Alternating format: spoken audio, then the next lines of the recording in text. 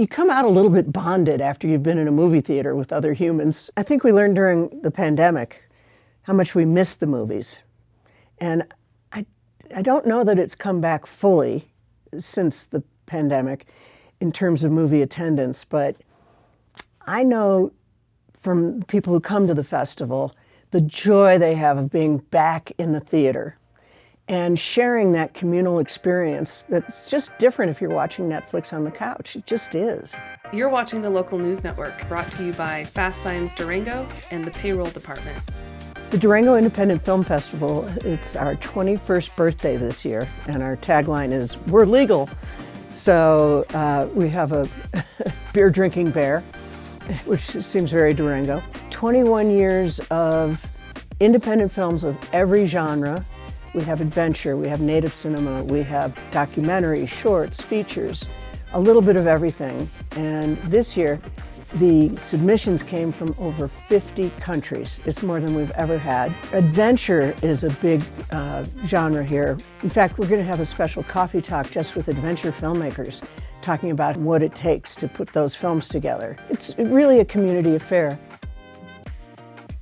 Our festival is growing every year, and people come from all over the world to Durango because we're getting a pretty darn good reputation as a filmmakers festival, where you are elbow to elbow with filmmakers. You're having just real conversations with people you'd never get to meet under any other circumstances, and conversations you'd never have under any other circumstances unless it were inspired by one of these films that you wouldn't see elsewhere.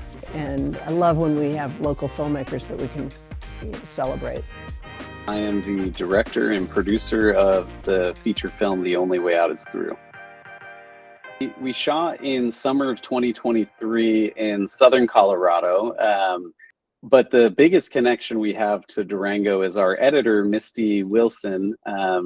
She used to be Misty Walter, grew up in Bayfield and was born in Durango, grew up in Bayfield, and her parents and family still live there. So the festival is going to be a bit of a homecoming for her and a celebration and an opportunity to share it with all her family and friends. The film follows three guys in their early 30s on a backpacking trip. But really, the story is about men and friendship, and men really needing to learn how to be more vulnerable and open with their friends. We submitted to Durango because we want to share the film in Colorado. We think that Colorado audiences will be attracted to it because it was filmed there and because of the adventure element to it.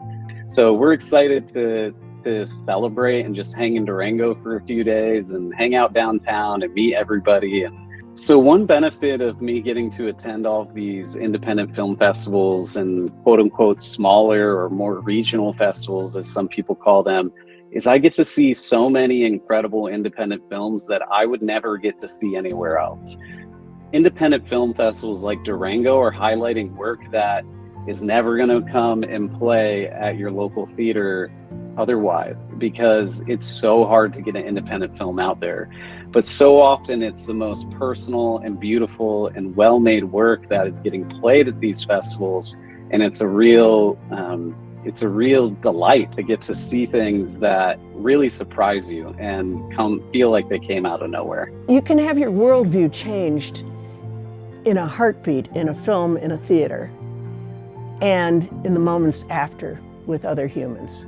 It's great for the films and filmmakers to have their work seen. These people spend years and their own money and groveling for money from Uncle Sal to get their films made. They have a passion to tell stories, and our community seems to have a passion to hear them. For more information, visit durangofilm.org. And for more stories like this, visit durangolocal.news.